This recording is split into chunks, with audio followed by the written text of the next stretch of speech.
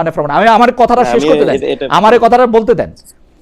আমি বলি সালমান এফ রহমানের কোম্পানিতে আমার জন্য কস্ট টু দ্য কোম্পানি যত ছিল, আমার জন্য ইন্ডিপেন্ডেন্ট টেলিভিশন আয় করছে তার কয়েক গুণ বেশি। আমি উনার প্রতিষ্ঠানে কাজ করছি বলে উনার দয়া নিয়ে কাজ করি না, আমি জীবনে ওনার সঙ্গে একটা ছবি তুলে পোস্ট করি নাই। আমি প্রফেশনাল হিসাবে ইন্ডিপেন্ডেন্ট টেলিভিশনে যোগ করছি, আমার কোনো কিছু পাওয়ার নাই। বাংলাদেশে আমি যখন এই কথা কইতেছি, আপনি খোঁজ নিয়ে দেখেন টপ 10টা টেলিভিশনের মধ্যে অন্তত 5টার অ্যাপয়েন্টমেন্ট লেটার এখন আমার পকেটে। আপনি খোঁজ নেন, খোঁজ নিয়ে আমাকে বলেন। আমি ওই সময় বলেছিলাম যে আমি যদি আপনাকে এই কথাটা বলি আপনি রাগান্বিত হয়ে যাবেন না, তাহলে আমি বুঝাতে চাচ্ছিলাম না, আমি আপনাকে এর আগের বার আপনি কোন প্রসঙ্গে বলছিলেন সেটা আমি বলি। আমি আপনাকে বলছিলাম যে আপনার একজন সহযোদ্ধা এই কথা বলছেন যে আপনারা আসিফ নজরুলের ছাগল নিয়ে খায় ফেলছেন, এইটারে আপনি কিভাবে ব্যাখ্যা করেন? তখন আপনি বলছিলেন আপনিও তো বেক্সিম কোর পয়সাতে চলেন বা বেক্সির পয়সা খান। না, তারপরে শেষ কথাটা ছিল যদি এই কথা আমি আপনাকে বলি, না না এটা কোনো কথাই হলো না, এটা কোনো কথাই হলো না। যদি এই কথা আমি আপনাকে বলি, আমি এটা কেটে, এটা কোনো কথাই হলো না ভাই। এইসব কথার বাজ আমারে দেন না, এইসব কথার বাজ আমারে দেন না। আমি কেমনে দিব? আপনি সবচেয়ে বাংলাদেশের সবচেয়ে বড় সাংবাদিক না, সবচেয়ে বড় ছোটর কথা না ভাই, বড় ছোটর বহুত কিছু, মানে আপনাদের বড় ছোটর যে হিসাব, সেই হিসাবটা স্কেল সেইটা আপনাদের কাছে ভাই, আমি ওই স্কেলের আপনার কাছে আমি যাইতে চাই না। হাওয়েভার আমি আপনাকে যে একটু জামাতে ইসলামীর ব্যাপারে যেটা একটু জিজ্ঞেস করতে চাইছিলাম সেটা হচ্ছে যে আপনাদের উপরে হামলা বা আক্রমণ হওয়ার পরে জামাতের 60 বছর বয়সী সংসদ সদস্য 17 বছরের কিশোরীকে চাকরির প্রলোভন দিয়ে, এটা হচ্ছে মনিরা শারমিন, উনি স্ট্যাটাস দিয়েছেন এর পরপর প্রলোভন দেখিয়ে যে কেলেঙ্কারি জন্ম দিয়েছেন সেটাই জুলাই মাসেই ছিল। এই ঘটনা শুধু আলোচনাতেই ছিল না, বরং বিব্রতকর পরিস্থিতি ছিল। কিছু মানুষ দেখলাম যারা হামলার প্রতিবাদ না জানিয়ে এর মধ্যে ডিপ প্ল্যানের গন্ধ পাচ্ছে। এনসিপি রাজনীতি দাঁড়ালে কারো কারো অসুবিধা হবে, এটাই স্বাভাবিক। নিজেদের ব্যর্থতা অস্বীকার করে অন্যকে সন্দেহের চোখে দেখা একরকমের অসুখ। না জনাব পাটোয়ারি, আপনিও কিন্তু জামাতে ইসলামের, আমি দেখতেছিলাম অক্টোবরের শেষ সপ্তাহে আপনি জামাতে ইসলামীকে অনেক সমালোচনা করেছেন এবং আপনি বলেছেন যে জামাতে ইসলামের সাথে গিয়ে কারো কোনোদিন কোনো ভালো হয় নাই।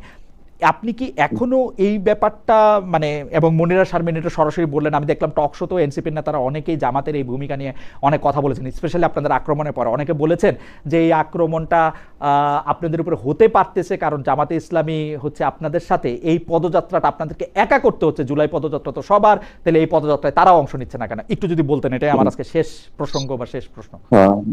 শেষ প্রশ্নটা যেটা দেখেন, আমিও একটা সময়ে কিন্তু ছাত্র শিবিরের রাজনীতি করেছিলাম।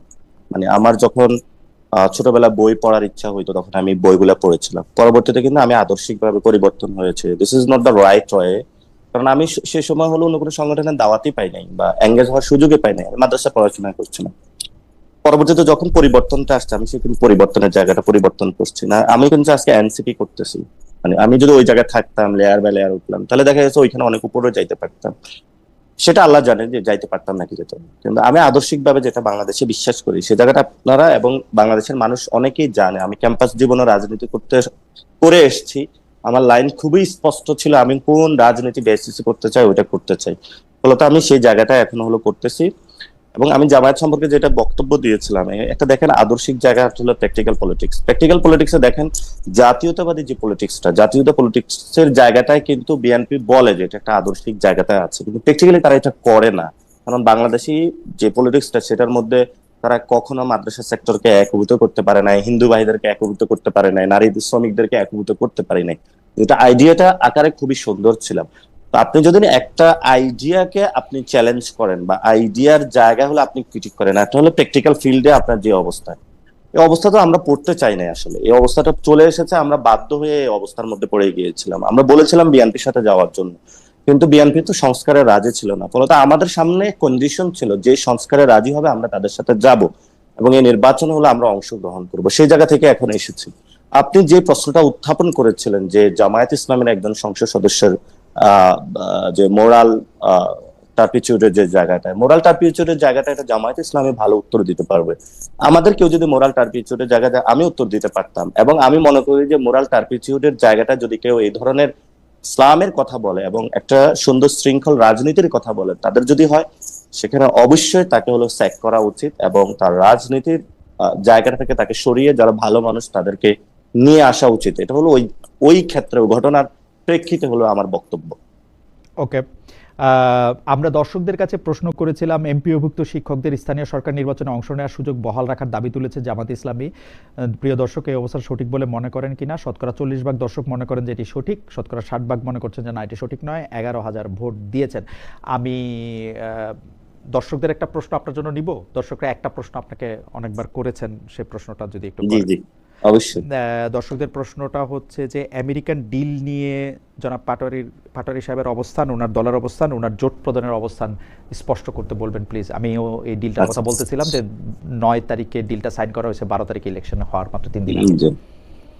জি দেখেন, ওই ডিলটার মূল এজেন্সটা ছিল যেহেতু আমরা হলো ওইখানে এক্সপোর্ট করে থাকি, এবং যখন এক্সপোর্ট করে থাকি আমাদের লেটস সে 100 টাকার গুডস, তো ট্রাম্প সরকার বললো যে তুমি যেহেতু আমার কাছে বিক্রি করে থাকো যে র ম্যাটেরিয়াল, সেটা যেহেতু চায়না অথবা অন্যান্য দেশ থেকে কালেক্ট করে থাকো, তুমি আমার থেকে এটা কালেক্ট করো। সেই জায়গাতে ঠিক আছে, তাহলে ওই জায়গাতে একটা ডিল হয়েছে, এবং পরবর্তীতে এটা কিন্তু আমাদের ফুল নলেজে কোনো কিছু আমাদের কাছে আসে নাই। ইদানিং আমাদের সাথে বিভিন্ন তাদের সাথে মিটিং হচ্ছে, কথা হচ্ছে, আমরাও তাদেরকে জানিয়েছিলাম যে আমরা এটা কনসিডারেশনে আছি, ভবিষ্যতে আমরাও দেখবো যদি সেখানে সংস্কার অথবা অনেক কোনো বিষয় থাকে, যদি বাংলাদেশের স্বার্থ সংশ্লিষ্ট থাকে, তখন আমরা যে কোনো চুক্তিতে যাইতে পারি। বাংলাদেশের স্বার্থ সংশ্লিষ্ট বিরোধী আমরা কোনো ধরনের চুক্তিতে, জনাব পাটোয়ারি, চুক্তিটা আপনাকে দেখার সুযোগ? আমি আমাকে যদি অনেস্টলি আমি ফুলটা পড়ার সুযোগ পাই নাই, তবে আমার কাছে পেপারটা এসেছে, আমি কিছুটা অংশ পড়েছিলাম।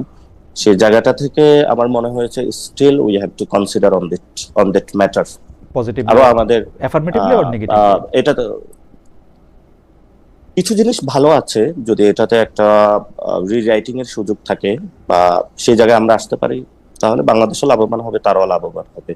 কয়েকটা ক্লজ আছে যে এত পর্যন্ত এই ধরনের এই যে কন্ডিশনগুলো প্রবলেমেটিক, ওই উইদাউট কন্ডিশনগুলি প্রবলেমেটিক, এটাকে আপনারা দলের মধ্যে আলোচনা করেছেন বা এটার মধ্যে আপনার পজিশন নিচ্ছেন কিনা?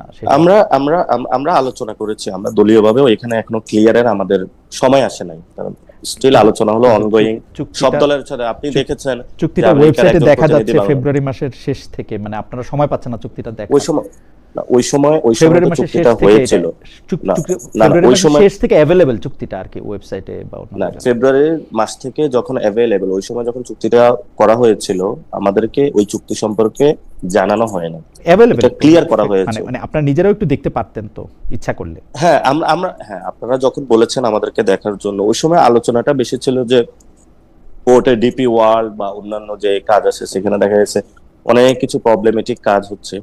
তো এখানে আমরা ডিরেক্টলি যখন এটা কনসিডারেশন, সেই পক্ষটা আমাদের সাথে আলোচনার সুযোগ আসে নাই, সরকার ডিরেক্টলি করেছে। পরে ছাত্ররা যখন মাঠ থেকে একটু দুর্বল হয়ে গিয়েছে, পরে সরকারের যারা ছিলেন তারাও নিজেরা আমাদেরকে জানানোর মনে করেন নাই, আমরা পরবর্তীতে এগুলো নিয়ে কথা বলেছি, সেই চুক্তিটা এটা কি, আপনারা কতটুকু যাচ্ছেন, সেটা কিন্তু ফুল ফাইনালাইজেশন অথবা এখন যে বিরোধিতা জায়গা আসছে তারাও বাংলাদেশে আসা শুরু করেছে, কনসিডারেশনের সুযোগ আছে, এবং আমরা যে ওইভাবে আছে ওইটা তো আমরা বলছি কন্ডিশনগুলো প্রবলেমেটিক, এবং আমরা দলীয়ভাবে সেই বিষয়গুলো স্পষ্ট করেছি, ভবিষ্যতে আরো করব। আমরা বাংলাদেশের স্বার্থের বিরোধী, অনেকে বলা হয়ে থাকে যে দেশ বিক্রি করে দিচ্ছে আমেরিকার কাছে। কেন ভাই, আমি চায়নার কাছেও বিক্রি করতে চাই না, ইন্ডিয়ার কাছেও বিক্রি করতে চাই না, কোনো দেশের কাছেও বিক্রি করতে চাই না। এনসিপি অ্যাট লিস্ট এই জায়গাটা আমেরিকার কাছে, আমরা আমেরিকার কাছে বিক্রি হয়েছে কিনা সেটা একটু দেখতে কি ইচ্ছা করে? না আমেরিকার, আমি তো বললাম আমি পড়েছি, সেখানে কন্ডিশনগুলো আমাদের পছন্দ হয় নাই। সেখানে যদি করেছে সেখানে তারেক রহমান জানে ভালো, কারণ ওনার ক্যাবিনেটে পররাষ্ট্র মিনিস্টার যিনি আছেন ডক্টর মোহাম্মদ ইউনূস সরকার করেছে, সেখানে ফরেন মিনিস্টার তো এখন হয়েছে। মানে আপনাদের সরকার করেছে, সেজন্য সেখানে আমি তো বলেছিলাম সেখানে ওয়াহিদ ভাই ছিল, আরো অনেকেই ছিল, ওই অফিসগুলো তো বিএনপির বেশি অ্যাক্সেস ছিল। তারপরে আপনার আসাদ ভাইয়ের অফিসে বিএনপির বেশি অ্যাক্সেস ছিল না, আপনার আসিফ নজরুল স্যারের বেশি দেখা গেছে, আমি কিন্তু আপনার সাথে খানিকটা একমত। এটা আমাকে প্রথম বললো কে ভুলে গেলাম, কিন্তু এটা বলছে যে এই বিএনপি সরকার একদমই ডক্টর মোহাম্মদ ইউনূস সরকারের এক্সটেনশন। ডক্টর মোহাম্মদ ইউনূস সরকার যা যা কিছু করছে এই বিএনপি সরকার সেইগুলিরই এক্সটেন্ডেড ভার্সন করতেছে, এবং এনসিপি জামায়াতও, উনি বলছেন এনসিপি জামায়াতও এই যে পুরা প্লটটা, এই প্লটটার একটা পার্ট। এটা এই আপনাদের কেউই বলছে যে, মানে আমি মনেও করতে পারবো আসলে একটু পরে আমাদের অনুষ্ঠানেই বলছি, যখন আমরা বলছেন যে রাজনৈতিক দল হিসাবে বিভিন্ন ইন্টারাকশনে যাই, কথা বলি, আমাদের কারণে দেখা গেছে এই যে এখন আপনার একজন প্রতিমন্ত্রী নুরুল হক নূর বক্তব্য দিয়েছেন এনসিপি হলো বাংলাদেশের রাজনীতিতে বিস্ফোরা, হয়তো এই জন্যই বলা হয়ে থাকে। আমরা অনেক বিষয় নিয়ে কনসার্ন তুলেছি বাংলাদেশের পক্ষের মানুষের। এটা আমরা যতদিন, এখন তো আমি এটা বলে প্রমাণ করতে পারবো না, যতটুকু অ্যাকশনেবল কাজে আমরা প্রমাণ করতে পারবো Right. তখন দেশবাসীর সামনে আরো স্পষ্ট হবে। আমরা বিস্ফোরা না, আমরা তাদের জন্য বিস্ফোরা, কিন্তু বাংলাদেশের মানুষের জন্য ভালো। ওই ওকে, বিস্ফোরা গুলোকে আমরা একটু সাইজ করি। আমার আর কোনো প্রশ্ন নাই, আমি একটু শেষ করি। আচ্ছা, এতক্ষণ যা আপনাকে জাস্ট জি। আমাকে যদি 30 সেকেন্ড সময় দেওয়া যাবে। জি জি, অবশ্যই অবশ্যই, মানে আমি কথাটা বলে নিব। সেটা হলো মানে খালিদ ভাই, আপনি হ্যাঁ আমার পুরো যতটুকু আপনি আমার বক্তব্যগুলো অ্যানালাইসিস করেছেন, আমি শুরুতে বলেছিলাম টোনের প্রবলেম আছে, সেটা আমার কারেকশন করতে হবে। আপনার কি মনে হয়েছে আমি সারাদিন গালাগালি করি? আমার তো অনেকগুলো বক্তব্য আপনি অ্যানালাইসিস করেছেন। জনাব পাটোয়ারি, আমি অনেস্টলি বলি, দেখেন কোনটা গালাগালি কোনটা গালাগালি না এটা নির্ধারণ করে আসলে ক্ষমতা। আজকের যে বিএনপি আপনাকে গালাগালির কথা বলে বা আপনার দলের উপর আক্রমণ শানাচ্ছে, গত 17 বছর উনারা রাষ্ট্রীয় প্রধান থেকে শুরু করে সরকার প্রধান, তারপর হচ্ছে সংসদে এমন কোনো জায়গা নাই যে বিএনপিকে দুইটা কুৎসিত গালি না দেওয়া হইতো। বিএনপিকে দুইটা কুৎসিত গালি না দিয়ে মনে হয় জল স্পর্শ করার নিয়ম ছিল না বাংলাদেশে। সেই সময় কিন্তু বিএনপি ওগুলিকে গালি হিসাবে দেখে নাই, তখন ওদের গায়ে অত ফোসকা পড়ে নাই, তখন ওদের অত খারাপ লাগে নাই, কিছু লাগে নাই। কিন্তু তখন লাগে নাইটা কেন? ওরা হজম করে গেছে, বিকজ ক্ষমতার মাপকাঠিতে সেই ওনার মনে হয়েছে যে এটা রাইট টাইম না বা এটা। আজকে আপনারটার ব্যাপারে এত প্রতিক্রিয়া কেন হইতেছে? এত প্রতিক্রিয়া হইতেছে কারণ ক্ষমতার মাপকাঠিতে উনারা মনে করতেছেন এই গালির আমার জবাব, মানে গালি আমি কোট আনকোটের মধ্যে দিলাম, যেমন আমার কাছে কোনো কিছুই গালি না ভাই, আমাকে যাই বলেন বলতে পারেন, আমাকে বলেন তো আপনাদের লোকেরাই যে আমাকে কত কিছু বলতেছে, আপনার সমর্থকরাই আমাকে অনেক কিছু বলতেছে, আমি এগুলি আই ক্যান টেক ইট। আমি আবার পাবলিক ফিগারও না, মানে আমার কোনো তো সেই অর্থে গুরুত্বও নাই। তো আপনারা পাবলিক ফিগার, পলিটিক্যাল লিডার, গালি কোনটা কোনটা না সেটা আসলে ক্ষমতার মাপকাঠিতে বিবেচনা করা হয়, বুঝছেন? আপনারা এখন তো আমি খুব বিপদে আছি ভাই, আপনারা এমন একটা পর্যায়ে চলে এসেছি, আমি আসলে এই কথাটা একটু বলতে চাইতেছিলাম যে জনাব নাসিরউদ্দিন পাটোয়ারি, আমি কিন্তু এটা রেটরিক হিসেবে বলি নাই। আপনি যদি আমার এর আগের আরো 2টা শো, আপনি অনেক ব্যস্ত, তারপরেও যদি দেখেন সেইখানের মধ্যেও কিন্তু আমি 100 বার 300 বার 400 বার বলছি যে না, বলার স্বাধীনতা প্রোটেক্ট করতে হবে। বলা দিয়া কোনোদিন বলা এটা কোনো কিছু দিয়ে জাস্টিফাইড না, কোনো কিছু দিয়ে জাস্টিফাইড না। আপনি বলবেন যে না আমরা আসলে ওর বলাটার নিয়ে আমাদের কোনো কিছু নাই, এটা স্থানীয়রা করছে। আমি জিজ্ঞেস করছিলাম তাদের কেন্দ্রীয় নেতাকে এটা কেন্দ্রীয়ভাবে করা হয়েছে কিনা, তো উনি বলছে না কেন্দ্রীয়ভাবে করা হয় নাই। এটা তো সত্য না। হ্যাঁ, এটা অ্যানি ভাই বক্তব্য দিয়েছিলেন, পানি সম্পদ মন্ত্রী বক্তব্য দিয়েছেন, আমি ওনাদের হাফ ডজন হলো মন্ত্রীর বক্তব্য দেখাইতে পারবো যারা আমাকে কিলিং করে আমার উপরে অ্যাটাক করাটা তারা জায়েজ উৎপাদন করেছেন পুরো বাংলাদেশে। আমি যে প্রাইম মিনিস্টার অফিস থেকে করা হচ্ছে না, আমি যে প্রসঙ্গটা আসলে বলতেছিলাম সেই প্রসঙ্গটা হলো কি, এটা আপনার কাছে প্রশ্ন না, এটা আপনার সঙ্গে একটা আলাপ যে সত্যি সত্যি একটা ছেলের মানে অনেক তো গেল বাংলাদেশে, কত মানুষ কত পরিবার আর কত কিছু করবে, একটা ছেলের এটা চোখ উঠায় ফেলা হয়েছে, তার এটা রক্তাক্ত হয়েছে, তার পরপরই আপনি বলছেন যে আপনি আর কথা বলবেন না, আপনি আর কথা বলবেন না। কিন্তু আপনি কথা না বললে কি আপনার কাছে কি মনে হয় হাইন্ডসাইট, আপনি কথা না বললেও কি এই আক্রমণটা হইতো আসলে? না, আজকেও তো বিভিন্ন ক্যাম্পাসে হামলা হচ্ছে, মানে ছাত্রদল ছাত্র শিবির মারামারি করতেছে, জগন্নাথের একজন নির্বাচিত একজন প্রতিনিধিকে আপনার কথা বলার সাথে তো এটার কোনো সম্পর্ক নাই তাহলে মারামারিটার, মানে ওরাই তো এটাই তো বলতেছি যে আমার কথা বলার কারণে যদি অ্যাটাক করা বাংলাদেশে যায়। এখন আমি তো আজকে কথা বলি না, তাহলে আজকে কেন মারামারিটা হচ্ছে? না না, এর আগে যে মানে এর আগে বাংলাদেশে আপনার কথা বলার সাথে আমিও কিন্তু মনে করি যে যেই রাজনীতি মাঠে বাড়তে থাকবে ক্ষমতাসীনরা তার ক্ষমতা দেখাবে। কারণ আমি বিস্তারিত ব্যাখ্যা করলাম যে অনেক গালি খাইছে, কিছু তারা তো রিয়েক্ট করে নাই, এখন রিয়েক্ট কেন করে। কিন্তু আপনি তাহলে কেন বললেন যে আপনি চুপ করে যাবেন? ও আমি বলছি আমি চুপ করে দেবো ভাই, আমার তো বাঁচা থাকতে হবে।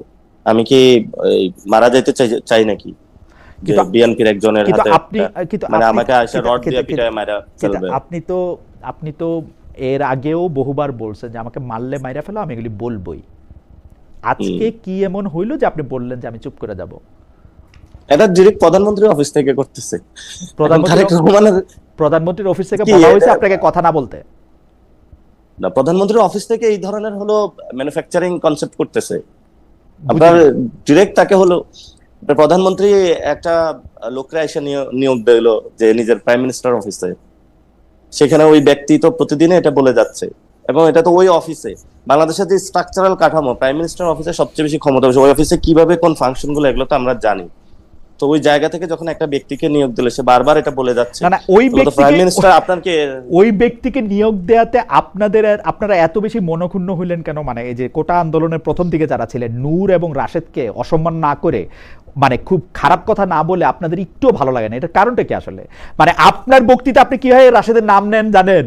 আমরা হলো মানে আমরা খুব কুৎসিত কোনো কিছু দেখলে যেরকম করে মুখ মানে আমি জানি না, মানে আমি যে আপনারা অনেক কিছু শুনছি, আপনি যতবার রাশেদ নামটা বলেন ততবার, আপনি না শুধু, এটা কারণটা কি? আমি না আমার বলতেও চাই না, এর কারণটা কি? আপনি আজকে নূর সাহেবের কথা বলছেন যে মানে এইটা কেন হইলো, মানে ওরা কি করছে? এটা এটা এটা এটা এটা হয়েছে, তারা কোনো অপরাধ করে নাই, তারা বাংলাদেশের ক্ষমতার অংশীদার হয়েছে। এবং এখানে কথা ছিল, ধরেন আমরা যখন আগে আলোচনা করতাম যে আমরা একসাথে সংস্কার বাস্তবায়ন করব বাংলাদেশে, সাকিব ভাই তো সাংবিধানিক লড়াই দীর্ঘদিন ধরে, সালাম ভাই হলো হসপিটালে মারা গেল এই সাংবিধানিক লড়াই করতে করতে, এখন ওই সালাম ভাই রক্তের উপরে দাঁড়িয়ে আজকে সাকিব ভাই প্রতিমন্ত্রী হয়েছেন। এবং আমি তো ছাত্র ফেডারেশন করছিলাম, সেখানে আমি সাংবিধানিক যে লেখাগুলা বইগুলা সবগুলাই পড়েছিলাম। আজকে কি হুট করে হইলো উনি হলো সংশোধন কমিটিতে ঢুকা যায়, সংস্কার হয় না।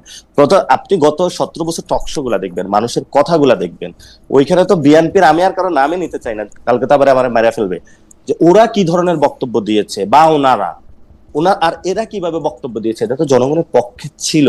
এখন এটাতে স্পষ্টত বোঝা যায় যে ঠিক আছে, আপনি কালকে একটা ভালো পোস্ট পাইলেন, ওই পোস্টে গিয়ে আপনি তার পরবর্তীতে সবকিছু লড়াই সংগ্রাম ইতিহাস বাংলাদেশের মানুষের অস্তিত্বের জায়গাটা ভুলে গেলেন। ফলত ওই জায়গাটা যদি ইলেকশনে যাওয়ার জন্য আমি একটু দর্শকদের বলি, আপনি যদি ইলেকশনে যাওয়ার জন্য 25 অক্টোবরের শেষ পর্যন্ত জামায়াতকে গালাগালি করতে থাকেন, এমনকি আপনার একটি স্ট্যাটাস আমার এখনো মনে আছে, আজকে এটা দেখি নাই, সেই জন্য correct me if I am রং, আপনি কিন্তু এই আহ্বান আপনার বন্ধুদের, সহকর্মী, সহযোদ্ধাদের জন্য বলছিলেন, কয়টা সিটের জন্য নিজেদের বেচা দিও না বা এরকম কোনো কিছু একটা, তখন কথা হইতেছিল এনসিপি জামাতের সঙ্গে যাবে না, বিএনপির সাথে যাবে, আপনি কিন্তু স্ট্যাটাস দিয়েছেন, এবং দ্যাট ইজ আপনি দিচ্ছেন কিনা আমি আজকে দেখি নাই, কারণ হচ্ছে যে আপনার এত ওই আজকে খুঁজে দেখতে হয় না, আজকে অনেক কিছু দেখছি, এটা দেখি না, এটা স্মৃতি থেকে বললাম, correct me if I am রং।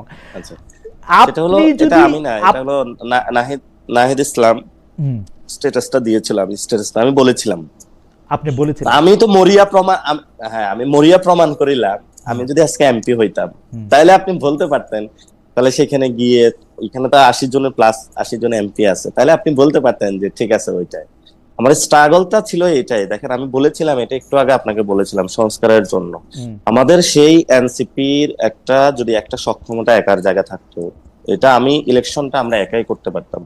আপনি হিস্ট্রিটা গেটে দেখবেন, পুরো বাংলাদেশে আমি কিন্তু প্রার্থী আহ্বান করেছিলাম, আমি ওইটার নেতৃত্ব দিয়েছিলাম, মানুষের কাছে গিয়েছিলাম, কথা বলেছিলাম, ওই মানুষগুলো তো এখন এসে আমাকে ধরে, তাহলে আমি কেন ওই কাজটা করতে যাব? আমি যদি জানতাম আমি জামায়াতের সাথে হলো চলে যাব বা ওই জোটে থেকে, আমি সর্বোচ্চ চেষ্টাটা করেছি এবং আমার যতটুকু সক্ষমতা ছিল, যখন পরে অফারটা বেটার ছিল, ইউ গট বেটার অফার দেন। না আমার তো অফার বেটার হলো, যদি আমি এমপি হইতাম তাহলে আপনি বলতে পারতেন আজকে যে আমার কাছে অফারটা বেটার ছিল। না কিন্তু আমি ইলেকশনের সময় ঢাকা ছিলাম, আমি ইলেকশনের সময় ঢাকা ছিলাম, আমি মানে ভোট কেন্দ্রে গিয়ে আমি কি শুনছি আমি আপনাকে বলি, ভোট কেন্দ্রে গিয়ে কিন্তু শুনছি যে নাহিদ ফেল করছে, নাসির পাস করছে।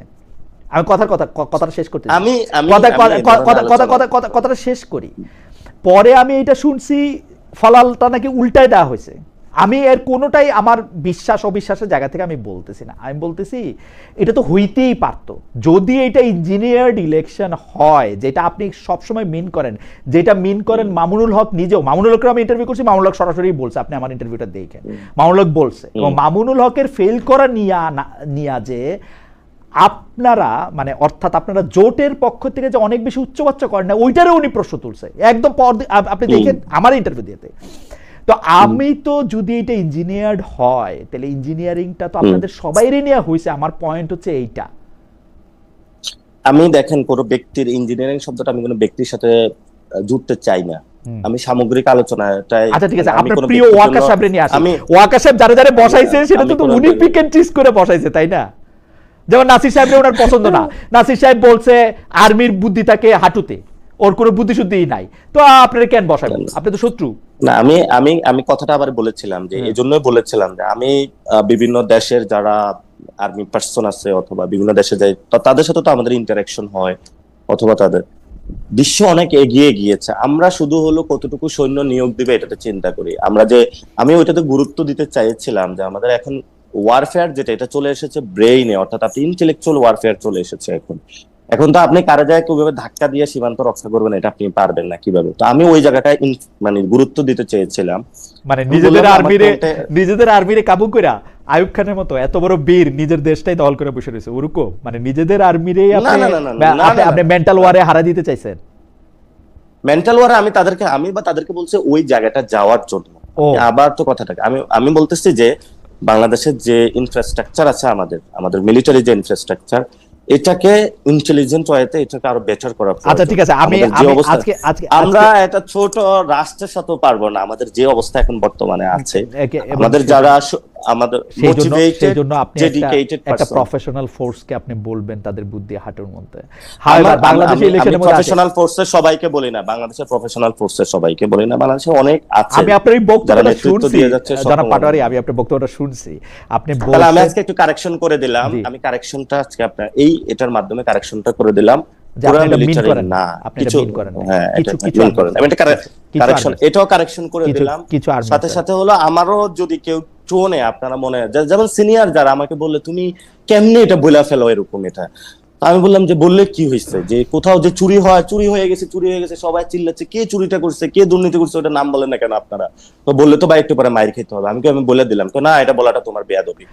আমিও চিন্তা করছি ঠিক আছে, আমার কাছে মনে হয় আমার একটু টোন পরিবর্তন, আমার কাছে মনে না টোন না যারা পাটোয়ারি, আমি 28 বছর ধরে সাংবাদিকতা করি, শব্দ নিয়ে আমার কারবার, এটা টোন না। আপনি যেসব কথাগুলি বলেন, এই যে দেখেন আমি নিজের হাতে এটা লিখছি, আমাকে এআই দিয়ে আমি কিন্তু আপনার পুরো কথা আপনি নিতে পারতাম, কিন্তু আমি এটা নিজের হাতে লিখছি, আপনি এটা কি বলেন, আমি শব্দগুলি নিয়ে আবার পড়ছি আপনাকে না শুনে শুনে।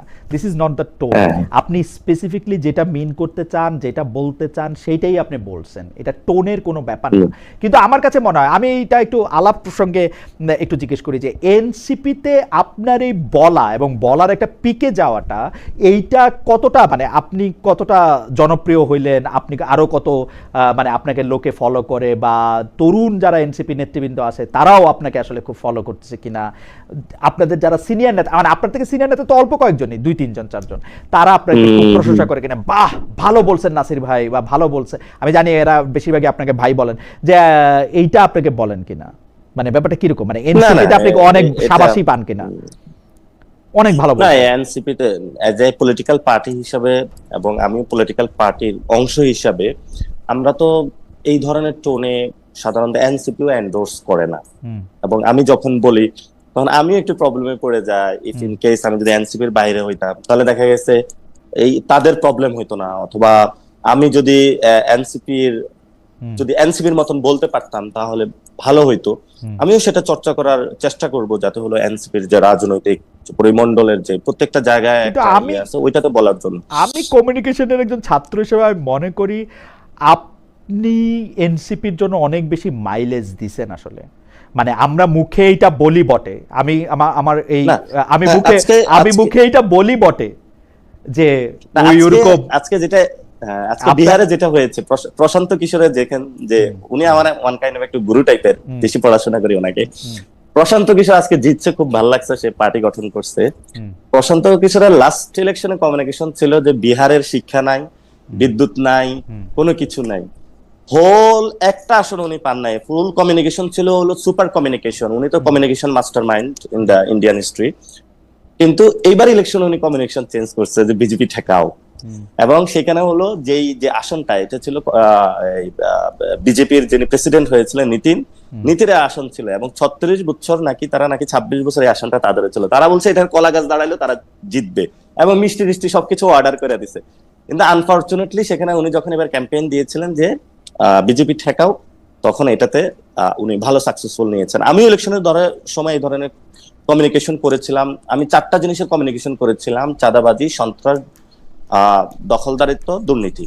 সো চাঁদাবাজিটা অলরেডি মানুষের ঘরে ঘরে প্রুফ করেছে যে তারা চাঁদাবাজি করে। এখন সন্ত্রাসের রাজত্ব চলতেছে, সামনে দখলদারিও আসবে, এরপরে তারেক রহমান যখন আরো একটু সরকারের একটু ম্যাচিউরড লেভেলে হবে, বড় বড় মেগা প্রজেক্টে দুর্নীতি করবে, after the final that the fall of Tarek Rahman, এই চারটা জিনিস যখন মানে পিপল নিজেদের শরীরে লাগবে আর কি। তো আমি কিন্তু এটা 6 মান্থ অথবা আপনার আরো ইলেকশনের আগে এটা কমিউনিকেশন করে দিয়েছিলাম, ফুল মানে 11 দলীয় কিন্তু আমার কাছে কমিউনিকেশন কিন্তু আমার আমি কাছে জেনে আছি। হ্যাঁ, আমি আপনার সাথে এখন আমার কাছে মনে হয় যে আপনি যেভাবে যেগুলি বলতেছেন সেটাতে সবচেয়ে বেশি বেনিফিটেড হচ্ছে এনসিপি আলোচনায় থাকতেছে, এনসিপি মাইলেজ পাচ্ছে, এনসিপি গুরুত্ব পাচ্ছে, মিডিয়াতে আপনাদের উপস্থিতি খুব সরব বোঝা যাচ্ছে। সুতরাং আমি আপনাকে বলবো আপনি থাইমেন না, আপনি চালায় যান, আপনার যেইটা যখন বলতে ইচ্ছা করে এটা আপনি বলেন। এই রাষ্ট্র যদি আপনাকে নিরাপত্তা না দিতে পারে, এই রাষ্ট্র যদি আপনাকে নিরাপত্তা না দিতে পারে, তাহলে আপনার নিরাপত্তা আপনি নিশ্চিত করুন যে কীভাবে নিরাপদ থেকে এই আপনার এই কথা চালায় যাওয়া যায়। এবং আমরাও চেষ্টা করব যাতে আপনার বলার জন্য, আপনার যা খুশি তাই বলার জন্য, তবে আপনি যা বলবেন আমি আশা করব যে এটা তথ্য দিয়ে আপনি এটা করবোরেট করবেন, আপনার দলও এটা আমার কভার দুইটা জিনিস ডেভেলপ করতে হবে। একটা হলো তথ্য দিয়ে, একটু কনস্ট্রাকটিভ, হ্যাঁ তথ্য দিয়ে কনস্ট্রাকটিভ ওয়েতে, আর একটু ডিপ্লোম্যাটিক ওয়েতে বলতে হবে। আমি একটু সহজ সরল তো যা আসে তা বলে দিই। আমার কাছে এটা এটা এটা ভাই আপনাকে বলি যে ওই সংস্কার কমিশনে ভিতরে অনেক সিনিয়র রাজনীতিবিদ যারা এখন বড় বড় মন্ত্রী, বাইরে যে মানে কনফারেন্স যখন করলো, প্রেস ব্রিফিং, তখন একভাবে বললো, তো ভিতরে একভাবে বললো। পরে আমি ভাইকে বললাম, ভাই আপনি এটা করলেন কেন? দ্রুত রাজনীতিটা শেখার চেষ্টা করো, ভিতরে যা বাইরে তা বলবা না, বাইরে যা ভিতরে তা বলবা না। তো আমি ওই সময় এটা ফলো করি না। আমি অবশ্য জাস্ট বয়সে আপনার কিছুদিন বড়, এবং আমরা একই বিশ্ববিদ্যালয়ে পড়াশোনা করছি, সেই অধিকারের দাবিতে আমি আপনার বলতে পারি যে আপনার যদি আপনার মানে মানে নিজস্বতাটাই হচ্ছে আপনার রাজনীতি, তো আমার শুধু অনুরোধ থাকবে হচ্ছে যে আরেকজনের সম্পর্কে কোনো কিছু বলার আগে একটু শুধু নিশ্চিত হয়ে নেওয়া যে এটাতে আমি স্ট্যান্ড করতে পারবো কিনা। বাকি সব কিছু আপনি যা ইচ্ছা তাই বলতে পারেন। আপনার দর্শকরা বা আপনার সমর্থকরা আমাকে যেভাবে বকাবকি বা গালাগালি করে, বা আপনি নিজেও আমাকে যদি কোনো খারাপ কথা কখনো কোনোভাবে বলতে চান বা করেন, সেইটা আমি হবো হচ্ছে আপনার সবচেয়ে বড় সমর্থক, আমাকেও আর কি, মানে মানুষ তো নিজের সবচেয়ে বেশি পছন্দ করে, আমাকে আর বাকিদের কথা তো আমি বলবো না, আমাকে যে কোনো ধরনের কারেকশন দিলে না ভাই, বাকিদের কথা তো আমি বললাম না। আমি শুধু আপনাকে একটা কথাই শুধু বলতে চাই যে সত্য সত্য সত্য, সত্যের কোনো মানে মানে মানে এইটার কোনো, এবং আপনার পরীক্ষা করা সত্য, মানে সত্য যে আপনার জন্য এটা বিশ্বাস করা কমফোর্টেবল সেজন্য এটা সত্য এরকম নাও হইতে পারে, আপনার বিশ্বাসের বাইরেও আসলে সত্য থাকে। হাইবার আপনার সাথে কথা বলা সবসময় আনন্দদায়ক জনাব নাসিরউদ্দিন পাটোয়ারী। একা একা কথা বলার কারণে হয়তো আপনাকেই অনেকগুলি প্রশ্ন করতে হইলো। আমরা যদি পারতাম যে আপনার সঙ্গে যদি অনেকে বলতেছিলেন যে আপনার যারা প্রতিপক্ষ আছেন তাদের কাউকে রাখতে পারলে নিশ্চয়ই আরও ভালো হইতো, কিন্তু আমি সেটা চাই নাই। আমার কাছে মনে হয় নাই যে, বা আপনার কাছেও এটা খুব বেশি কমফোর্টেবল হইতো না হয়তো, মানে আমরা একটা ওতর চাপানের মধ্যে এটা মানে হয়তো আপনাদের গেস্ট লিস্টে যে তালিকা পেয়েছিলাম ওইখানে দেখা গেছে যারা বিএনপি নীতি নির্ধারণী বা কিছু জানে না, তো ওনার সাথে বসে আমি কি বলবো, তো সেই জায়গাটা আমি বলেছিলাম এখন যারা কিছু জানা লোকও তো আবার পাওয়া খুব মুশকিল, সবাই তো আসে না, সবাই ফেস করতে চায় না। হ্যাঁ হ্যাঁ, আমি দেখা গেছে এটা খুবই ইন্টারেস্টিং ব্যাপার যে তারা আসলে এখন ধরবো যে একটু আমি একদিকে গেলে দেখা গেছে তারা অন্যদিকে চলে যায়। আমাকে আজকে আপনি আসবেন দেখে হ্যাঁ। আজকে আমাদের অনেক দর্শক এটা বলছেন যে খালেদ ভাই প্লিজ ইয়াকে নিয়ে আসেন, স্বরাষ্ট্রমন্ত্রীকে নিয়ে আসেন। ভাই স্বরাষ্ট্রমন্ত্রী মহোদয় কি বলবো, আরো 30টা বিশেষণ দিছি, ধরে রাখেন সালাউদ্দিন ভাই, হ্যাঁ আরো 30টা। এই নিউ ইয়র্কে আসছে আমার ফোন, উনি তো নাই, উনার যে কি বলে, আচ্ছা যাই হোক, উনার কিছু একটা উনিও ধরে নাই। এখন আমি আমার কথা বলে রাখি, আমার ফোন কেউ না ধরলে আমার কিন্তু মানে এটা আমি পার্সোনালি নেই ভাই, ফোন ধরে বল যে এই জন্য আসবি না, আসবো আমি ব্যস্ত বা আমি পারবো না, ফোন ধরে নাই, ইগনোর। এবং সেই ইগনোর করা কিন্তু বিএনপির অনেকের কাছ থেকে, আমাদের দর্শকদের মধ্যে আমি অনেকেই বুঝি যে হ্যাঁ ওনারা চাইতেছেন, বাট মানে যাই হোক, জনাব নাসিরউদ্দিন পাটোয়ারী আপনাকে অনেক ধন্যবাদ। আমাদের দর্শকরাও আপনার সাথে অনেকে, সালাউদ্দিনের ছেলে কিন্তু বড় বড় মেগা প্রজেক্টের দুর্নীতি শেয়ার নিচ্ছে। আমার কাছে আরেকটা হ্যাঁ অবশ্যই আরেকটা ছোট কথা আমি একটু মানে আরেকটু ছোট কথা ছোট মুখেই বলি আর কি। একটা নাম ধরে ডাকলে, মানে কারো ফার্স্ট নেম ধরে ডাকলে এটা একটু অসম্মানের মতো লাগে। আপনি পুরোপুরি সালাউদ্দিন আহমেদ বলেন, ইট সাউন্ডস গুড আর কি। যে এটা একটা আচ্ছা, এটা একটা সাজেশন জনাব সালাউদ্দিন, জি। জনাব নাও বললেন আপনি, যেমন আপনারকে কিন্তু আমি জনাব পাটোয়ারি বা জনাব নাসিরউদ্দিন পাটোয়ারি ছাড়া কোনো কিছু বলা আমার কানে লাগে আর কি, জাস্ট হ্যাঁ, বলার জন্য এটা বলা। আমাকে একজনে জাস্ট এটা বলার কারেকশন জন্য দিয়েছিল, জাস্ট বলার জি, জন্য এটা বলা। কারেকশন দিয়েছিল, এটা ভালো জিনিস। হ্যাঁ, আমি Just এটা বলার এখন জন্য থেকে বলা। এটা বলবো, সালাউদ্দিন সাহেব